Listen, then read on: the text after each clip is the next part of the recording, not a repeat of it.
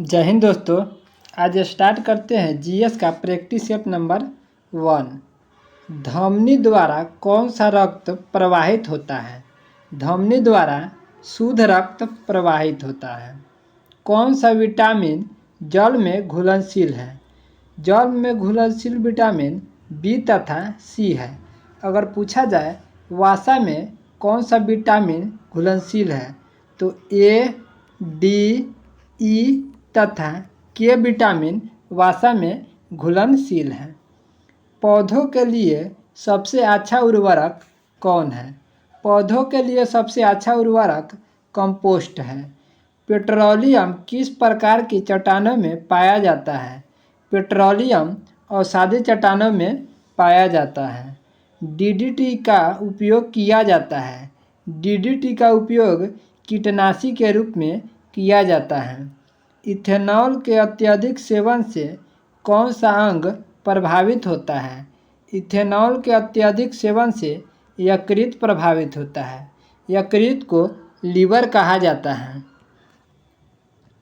गुब्बारे को उड़ाने के लिए काम में लाई जाने वाली गैस कौन है?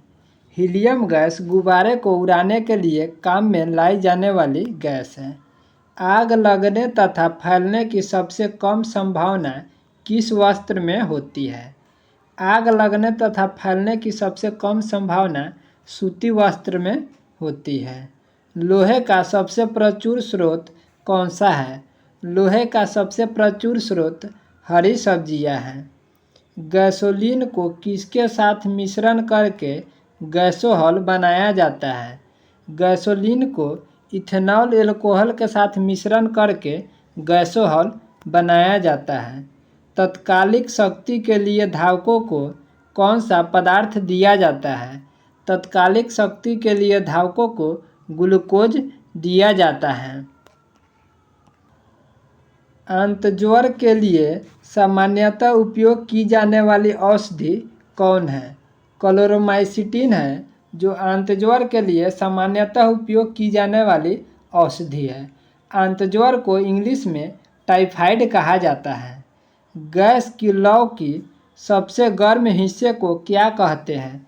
गैस की लौ की सबसे गर्म हिस्से को ज्योतिहीन क्षेत्र कहते हैं। सोने का शुद्ध रूप कितने कैरेट का होता है? सोने का शुद्ध रूप 24 कैरेट का होता है। सिनेबार या हिंगुल किसका अयस्क है? सिनेबार या हिंगुल पारा का अयस्क है। पारा एक द्रव धातु है। शरीर के ताप का नियंत्रण किसके द्वारा होता है? शरीर के ताप का नियंत्रण हाइपोथैलेमस के द्वारा होता है। दोस्तों, यदि आप पहले वाले वीडियो नहीं देखे हुए हैं तो डिस्क्रिप्शन में जाकर पहले वाले वीडियो को ज़रूर देख लीजिएगा। कशेरुक दंड में कितनी हड्डियां होती है? कशेरुक दंड में 33 हड्डियां होती है। बीसीजी का पूरा नाम क्या है? बीसीजी का पूरा नाम बैसिलस कैलमेट ग्यूरिन है।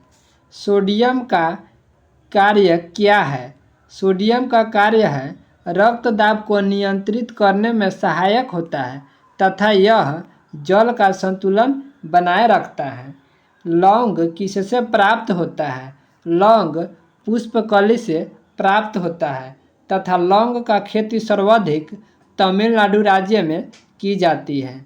पेनिसिलिन किससे बनाया जाता है? पेनिसिलिन कवक से बनाया जाता है। सूत्रकणिका को अन्य किस नाम से जाना जाता है? सूत्रकणिका को अन्य माइटोकॉन्ड्रिया के नाम से जाना जाता है। सभी अम्लों में अनिवार्य रूप से पाए जाने वाला पदार्थ क्या है? सभी अम्लों में अनिवार्य रूप से पाए जाने वाला पदार्थ हाइड्रोजन है। मानव जाति के लिए ओजोन परत क्यों महत्वपूर्ण है? मानव जाति के लिए ओजोन परत पराबैंगनी किरणों को रोकने के लिए एक रक्षा आवरण बनाती है। मूत्र का पीएच मान कितना होता है? मूत्र का पीएच मान 6 होता है तथा जल का पीएच मान 7 होता है। 7 से कम होता है वह अम्लीय दर्शाता है तथा जिसका पीएच मान 7 से अधिक होता है वह क्षारीय होता है। ग्लूकोज की बिना ऑक्सीजन की उपस्थिति में मांसपेशियों में प्रतिक्रिया कर क्या बनाता है? ग्लूकोज की ऑक्सीजन की उपस्थिति में मांसपेशियों में प्रतिक्रिया कर लैक्टिक अम्ल बनाता है। वट वृक्ष पादपों के किस वर्ग में आता है? वट वृक्ष पादपों के आवृतबीजी वर्ग में आता है। प्लेम ऑफ द फॉरेस्ट का अर्थ क्या है? प्लेम ऑफ द फॉरेस्ट का अर्थ ऐसे पेड़ों से भरा वन जो पतझड़ में फूलते हैं और लाल फूल बिखेरते हैं। दमा नामक रोग किससे होता है? दमा नामक रोग कवक से होता है। जब एक वस्तु की गतिज ऊर्जा को दुगुनी की जाती है तो उसकी गतिज ऊर्जा क्या होगी? जब एक वस्तु की गतिज ऊर्जा दोगुनी की जाती है तो उसकी गतिज ऊर्जा चौगुनी बढ़ जाती है।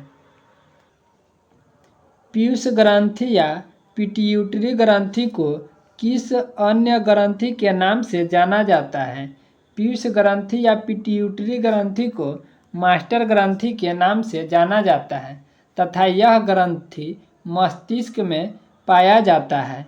स्प्रिंग को अपने सामान्य लंबाई पर वापस लौटने के लिए लगने वाला बल क्या कहलाता है?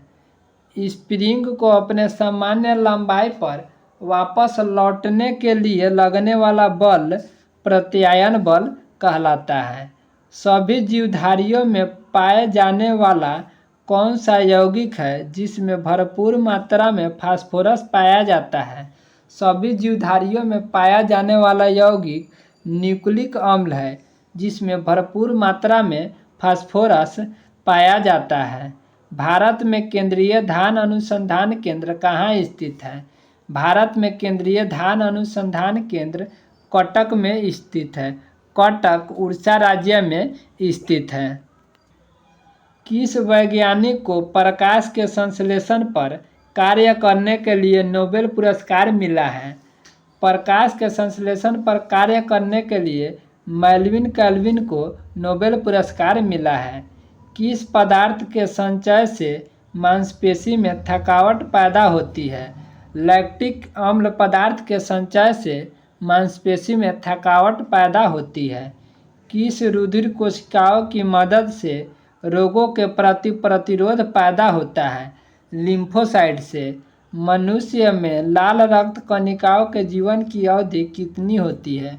मनुष्य में लाल रुधिर कणिकाओं की जीवन की अवधि 120 दिन होती है। शीरा रक्त को ऑक्सीजन के लिए फेफड़ों तक किसके द्वारा ले जाता है? शीरा रक्त को ऑक्सीजन के लिए फेफड़ों तक धमनी द्वारा ले जाता है। कृत्रिम गुर्दा किस सिद्धांत पर कार्य करता है? कृत्रिम गुर्दा अपोहन के सिद्धांत पर कार्य करता है। जब आँख में धूल चली जाती है तो कौन सा हिस्सा सूजकर गुलाबी हो जाता है? जब आँख में धूल चली जाती है तो कंजक्टिवा हिस्सा सूजकर गुलाबी हो जाता है। बच्चों के दूध पीते समय स्तनों में दूध का निष्कासन किसकी मदद से होता है? बच्चों के दूध पीते समय स्तनों में दूध का निष्कासन ऑक्सीटोसिन के माध्यम से होता है। निषेचन सामान्यतः कहाँ होता है? निषेचन सामान्यतः डिंबवाहिनी नली में होता है जिसे फैलोपियन ट्यूब भी कहा जाता है। कृत्रिम वीर्य सेचन के उद्देश्य से वृषभ वीर्य को किसमें संचित किया जाता है? कृत्रिम वीर्य सेचन के उद्देश्य से वृषभ के वीर्य को तरल नाइट्रोजन में संचित किया जाता है। किस पादप का पुष्प सबसे बड़ा होता है? रेफलेशिया पादप का पुष्प सबसे बड़ा होता है। असत्य फल मुख्य रूप से कौन कौन है? असत्य फल मुख्य रूप से नारियल और कटहल है। किसी वृक्ष की आयु कैसे पता चलती है? किसी वृक्ष की आयु वलयों को गिनकर पता चलती है। जल संवर्धन क्या है? जल संवर्धन बिना मिट्टी के पादप उगाना जल संवर्धन कहलाता है तथा इसे हाइड्रोपोनिक्स कहा जाता है। किस वैज्ञानिक को आनुवंशिकी का पिता कहा जाता है? ग्रेगर मेंडल को आनुवंशिकी का पिता कहा जाता है। किसी बच्चे का लिंग निर्धारण किससे होता है? किसी बच्चे का लिंग निर्धारण पिता के गुणसूत्र से होता है। मनुष्य में गुणसूत्रों की संख्या कितनी होती है? मनुष्य में गुणसूत्रों की संख्या 46 होती है।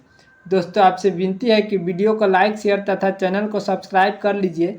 इस चैनल के माध्यम से रोज़ शाम में 5 बजे जीके का वीडियो अपलोड किया जाता है तथा सुबह 7 बजे जीएस का वीडियो अपलोड किया जाता है। जय हिंद, जय भारत।